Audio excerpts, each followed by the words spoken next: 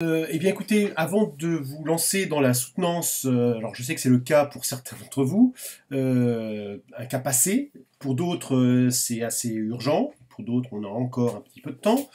Quelques précisions sur ce que doit être la soutenance, quelques précisions sur ce que vous devez faire avant cette soutenance. Alors, je rappelle qu'il y a quelque temps, le 6 mai, je vous ai adressé une lettre, voilà, avec les consignes de soutenance. Donc, où on vous rappelait quelques jours ce que vous deviez faire une fois que le mémoire était rédigé, quelques jours avant la soutenance, et le déroulement de la soutenance. Vous notez tout de suite que j'ai mis en rouge, par exemple, une adresse que j'ai changée et que je vous donnerai tout à l'heure. Alors, rappelons un tout petit peu les documents que vous devez réunir, j'y reviendrai tout à l'heure, hein, les pièces jointes à ce courrier que vous avez reçu, et ce que vous devez envoyer, effectivement, ce que vous allez devoir envoyer au président du jury. Alors, avant de soutenir, mettre en forme le mémoire. Pour certains, vous avez déjà commencé à rédiger, vous avez peut-être déjà, soit vous avez déjà téléchargé la feuille de style qui se trouve sur le NT, soit vous avez déjà pris un document, Word, Writer, Page, enfin que sais-je encore. Là, je vais vous montrer donc la mise en forme à partir de la feuille de style qui est déposée sur le NT, qui n'est pas obligatoire, mais qui est indicative. Une fois que vous avez mis en forme votre mémoire, avoir le feu vert de votre directeur, directrice de mémoire. Ok, bon pour la soutenance. Ce feu vert, c'est un feu vert, alors je vais dire tacite, c'est-à-dire par envoi de mail ou peut-être par visio. Hein. À partir de ce moment-là, votre directeur, directrice de mémoire va pouvoir vous donner la composition du jury. 2 membres pour les PFE, 3 membres pour les PEA, en y ajoutant évidemment, enfin dans les 3 membres, il y a votre tuteur terrain. Une fois que vous avez les membres du jury, vous allez pouvoir arrêter une date de soutenance. On va vous en proposer une, toujours dans la discussion de savoir si vous serez prêt pour cette échéance ou pas. Donc avoir une discussion entre 2 ou 3 personnes, 3 ou 4 personnes d'ailleurs plutôt. Une fois que vous avez défini la date de soutenance, vous allez fixer les modalités. Les modalités, c'est-à-dire la plateforme de visioconférence. Moi, je vous avais un peu forcé la main avec Teams. C'est absolument pas une obligation. Hein. Pourquoi pas Teams? Pourquoi pas, je sais pas moi, Skype, Zoom et tutti quanti. À vous de définir au moins la même plateforme pour cette soutenance. Une fois que vous avez tout ça, il va falloir déposer le mémoire en PDF sur le NT de l'Université d'Orléans à l'adresse suivante, https://appli-sp.univ-orléans.fr/forms/mémoire-pro/. J'en reparlerai tout à l'heure hein, et j'y reviendrai. Envoyez le mémoire PDF aux membres du jury, au moins 10 jours avant la soutenance, 10 jours ouvrés. Donc, toujours pareil, dès lors que vous avez l'adresse des membres du jury, voir avec eux à quel moment ils souhaitent recevoir votre mémoire. Et puis enfin, compléter les documents de soutenance et les adresser au président du jury. Je rappellerai quels sont ces documents de soutenance. Alors, revenons sur la mise en forme du mémoire. La mise en forme du mémoire, j'ai placé sur le NT une feuille de style qui se présente comme ceci. Elle est soit au format Word, c'est celle que je vais vous montrer ici, soit au format Writer. 2 formats. Un format plutôt pour un logiciel payant, puis un autre pour un logiciel gratuit et libre. Sur cette feuille de style, il y a une chose obligatoire, c'est la page de titre. Sur cette page de titre, il y a les logos. Voilà. L'endroit où vous allez marquer votre prénom, votre nom, le jour de soutenance, très très important, la discipline, le titre du mémoire, et puis le nom des membres du jury, 3 au maximum, 2, je vous le rappelle, pour les PFE. Autre élément important, je bondis tel un cabri jusqu'à la fin de la feuille de style, et j'arrive donc à cette dernière page qui constituera la 4e de couverture.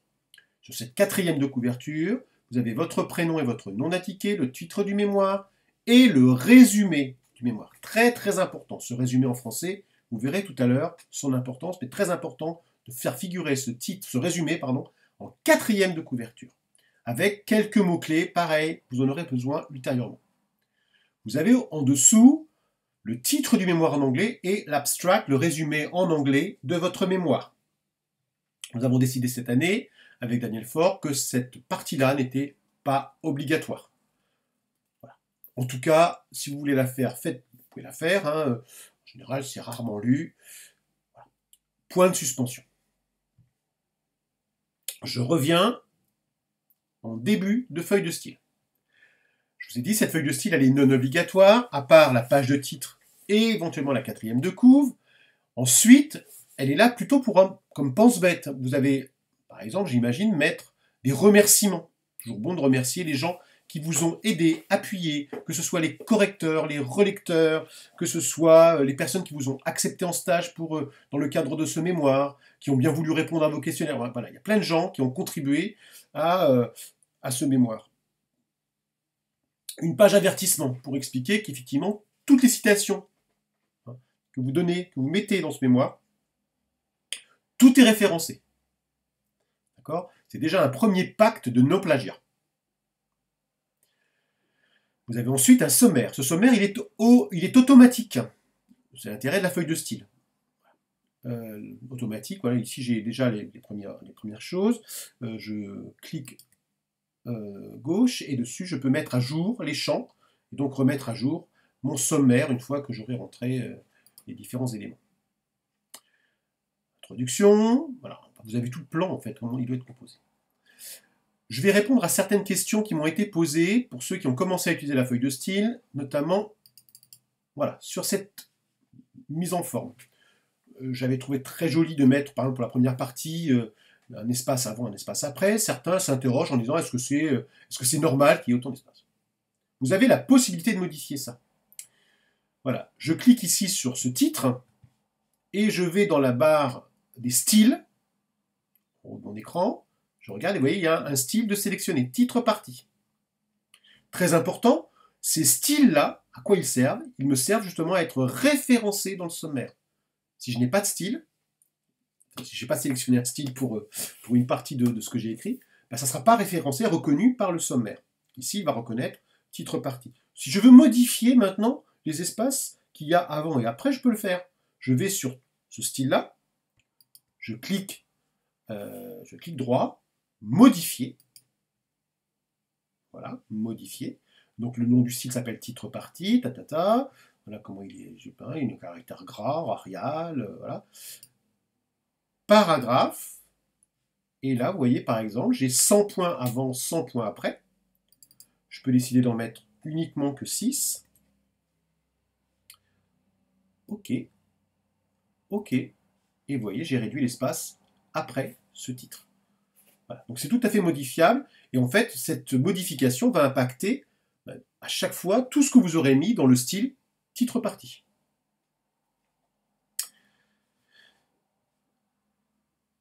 Alors vous avez, vous regardez dans les styles, vous voyez, résumé, sous-chapitre, citation, tout ça, il y a un style approprié. Vous avez même figure, note de bas de page. Voilà, note. Je ferme. Voilà pour la feuille de style. Je regarde un tout petit peu. Ensuite, j'ai terminé mon PDF, j'ai mis en forme, j'ai constitué mon PDF avec les règles que je vous avais données ultérieurement, à savoir, vous savez, commencer chaque partie sur une page impaire. Je suis prêt maintenant à déposer mon PDF sur l'ENT. Donc je vais à cette adresse-là, https://appli-sp.univ-orléans.fr/forms/mémoire pro avec une majuscule. J'arrive à cette page-là, sur laquelle il a fallu que je me connecte, vous imaginez bien. Donc il me reconnaît tout de suite, Christophe. Et là, je vais saisir, déjà ici, certains éléments qui vont rentrer dans la base de données, qui vont pouvoir aider d'autres étudiants qui souhaiteraient travailler sur d'autres termes. Donc voilà, site de formation, voilà, titre du mémoire, nom du co-auteur si jamais il y a un co-auteur, mots-clés, alors vous pouvez choisir votre niveau sur lequel vous avez travaillé, les champs de recherche, voilà, donc nous font partie histoire, géographie, français, anglais, autres disciplines. Voilà. L'axe de recherche, les axes de recherche, voilà. Les mots-clés libres, les mots-clés, rappelez-vous, dans la 4e de couverture, on vous demandait déjà de choisir des mots-clés, enfin, vous pouvez les rappeler ici. Et puis vous avez un résumé. Le résumé que vous auriez mis, donc vous avez mis en 4e de couve, on va vous le demander au moment de saisir votre mémoire. Et puis enfin, choisir un fichier. Et là, vous allez choisir le fichier, votre fichier PDF, votre mémoire, que vous allez déposer. Il ne faut pas qu'il fasse plus de 20 mégaoctets, on vous dit. Donc si jamais il vous impose de compresser des images, si jamais on vous demande, par exemple, on vous impose, cela vous impose de supprimer les annexes, tant pis. Voilà. Les annexes, vous les enverrez aux membres du jury, mais vous ne les déposerez pas dans la base de données. Voilà. Si jamais vous vous apercevez que vous avez déposé un peu trop tôt et un peu trop vite votre mémoire, et qu'il faut par exemple le redéposer, ou qu'on vous invite à l'issue de la soutenance à redéposer votre mémoire pour corriger quelques erreurs orthographiques ou syntaxiques, vous pouvez le faire. Pour cela, il faut envoyer un mail à Franck Monmain sur Orléans, responsable des CRD, qui vous laissera la main, qui va supprimer en fait votre mémoire, et vous devrez donc ressaisir votre dépôt avec exactement la même manipulation. Mais d'abord, il faut qu'on puisse vous donner la main pour cela et qu'on puisse supprimer le mémoire que vous aviez ultérieurement déposé. Voilà pour ce qui est du dépôt. Une fois que vous avez déposé, vous allez recevoir un message sur l'écran qui vous dit que vous avez bien déposé. Ce message est le suivant. Bon, pof, voilà. Je vous propose de faire une capture d'écran de ce message en n'oubliant pas d'y faire indiquer votre nom et votre prénom. Ça constituera une preuve comme quoi vous avez bien déposé votre mémoire sur l'ENT, attestation de dépôt qui sera obligatoire au moment de la soutenance, qu'on vous demandera avant la soutenance. Donc, petite capture d'écran, toute facile. Alors passons maintenant aux documents à envoyer avant la soutenance au président du jury. Au président du jury. Alors parmi les documents, il y a donc ce certificat d'attestation, cette attestation de dépôt du mémoire. Il y a la fiche navette que vous avez complétée avec votre directeur de mémoire.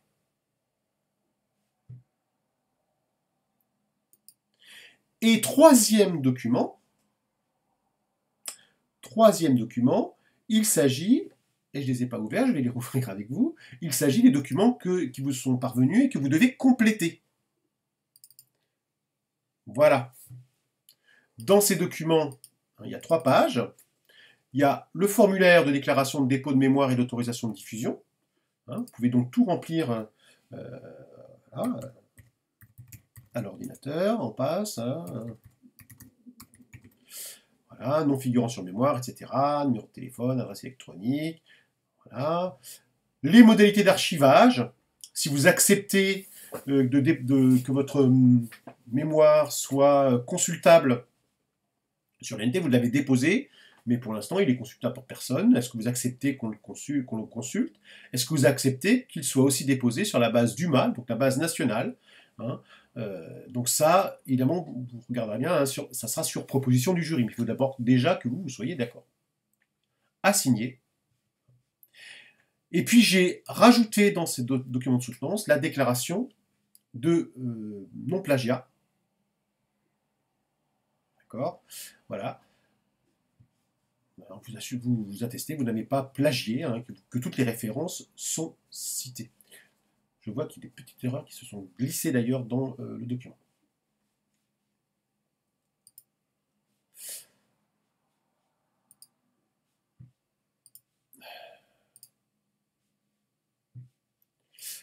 Ok. Donc ces 3 documents-là, le PDF document de soutenance, l'attestation de dépôt, la fiche navette, tout ça c'est envoyé au président du jury, on va dire dans maximum l'heure avant la soutenance. Alors, parlons de la soutenance. La soutenance, c'est 20 minutes. Ça, je l'avais déjà marqué sur la lettre. Qu'est-ce qu'on attend de vous dans cette soutenance? Donc déjà, ce n'est pas du tout un piège. Vous êtes là pour soutenir, pour défendre, en fait, un travail qui vous a pris au maximum, peut-être au moins 6 mois de votre année, et vous êtes là pour défendre quelque chose qui, j'espère, vous tient à cœur. Alors, j'ai essayé de passer en vue un petit peu tous les points qui pourraient être évoqués. Il n'est pas question de relire votre mémoire, on l'a lu, mais pouvoir en extirper un petit peu les choses les plus essentielles. Premier point qui me semble important, c'est présenter les raisons qui vous ont conduit à choisir ce sujet. Pourquoi ce sujet-là? Comment ça vous est venu? Au besoin, rappelez une anecdote. Ça peut être intéressant. Voilà, qui vous a permis de dire, tiens, voilà, c'est ce sujet-là, c'est sur ce sujet-là que j'ai envie de travailler. Ensuite, très important, présenter la problématique et les hypothèses de départ. Souvent, vous aviez une problématique et pris par l'écriture, pris par la recherche, on s'éloigne progressivement de cette problématique et de ces hypothèses, sans jamais y revenir vraiment. C'est très très important. Voilà, vous avez écrit quelque chose, maintenant, quelle était la problématique de départ? Quelles étaient les hypothèses que vous vous posiez? En fonction de ça, quelle est la méthodologie que vous avez mise en place? Et c'est là où vous devez vous mettre en avant. Quelle est la méthodologie que vous avez choisie? Parfois même, mettre en avant des outils que vous avez créés dans cette méthodologie. Très important. Une fois que vous les avez présentés, peut-être les critiquer. J'avais pensé faire tel type de méthode. On va prendre un exemple très simple. J'avais pensé faire une enquête avec des entretiens. Voilà. Le Covid-19 a imposé la fermeture des établissements scolaires, le confinement. Je n'ai pas pu faire tous les entretiens que je souhaitais. Voilà, j'en ai que 2, je voulais en faire 10. Les enquêtes, je voulais en avoir 60, j'en ai 5. Je vais critiquer ici un petit peu mon corpus, ce que j'ai réussi à glaner comme information. Pareil pour les outils que j'ai mis en place, je me suis aperçu que certaines questions n'avaient pas été comprises dans le questionnaire que j'ai posé. Je me suis aperçu que j'ai rencontré tel problème technique. Voilà, je critique, je mets en avant ce que j'ai mis en place, et ensuite je critique.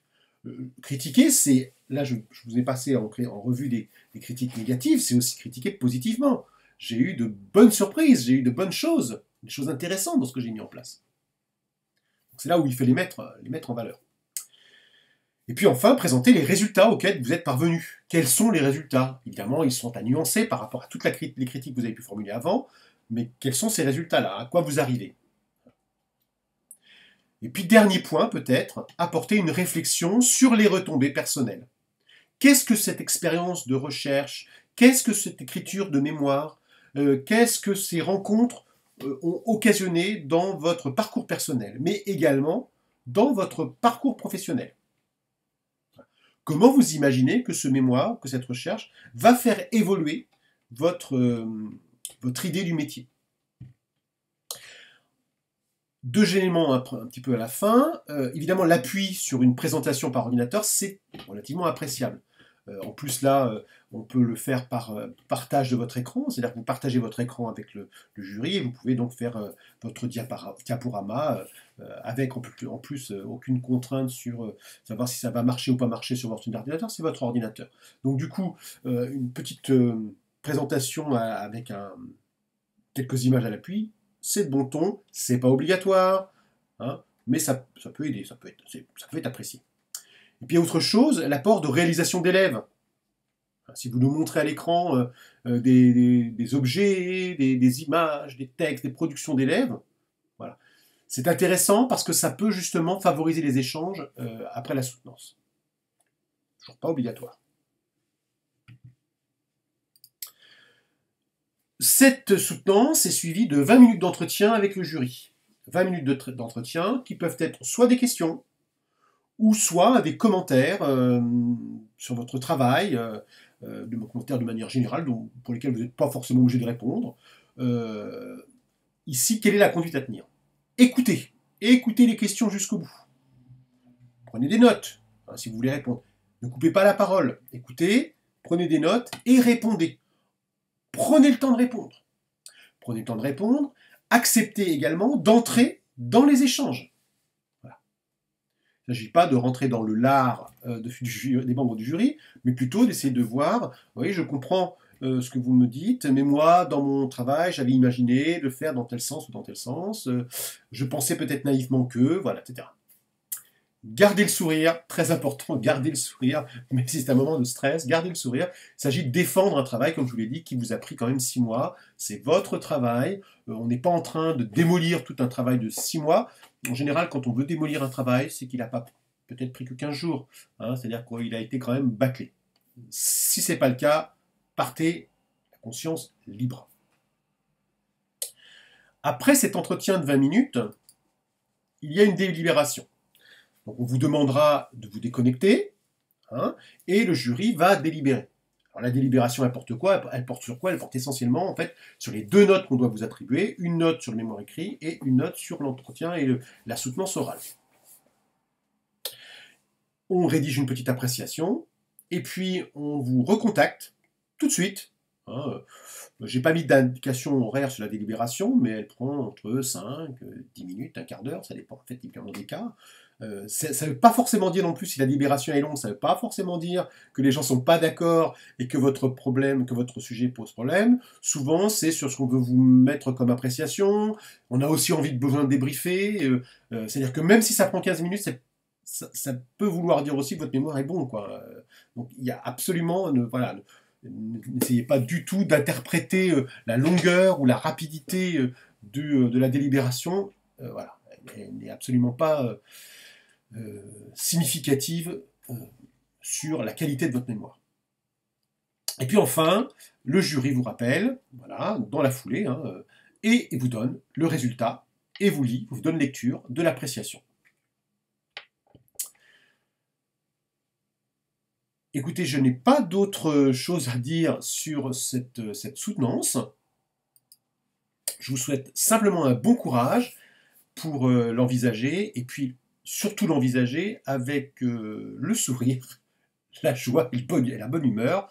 Il n'y a aucun problème si vous avez vraiment travaillé pendant le temps qu'il fallait pour cette soutenance. Si vous avez été accompagné par votre directeur qui vous donne l'accessible pour le faire, ça veut dire que c'est positif, quoi. Il n'y a aucune chance que vous ayez, par exemple, si c'est vraiment une note dans les deux qui soit inférieure à la moyenne et qui justement vous barrerait la route d'une titularisation future.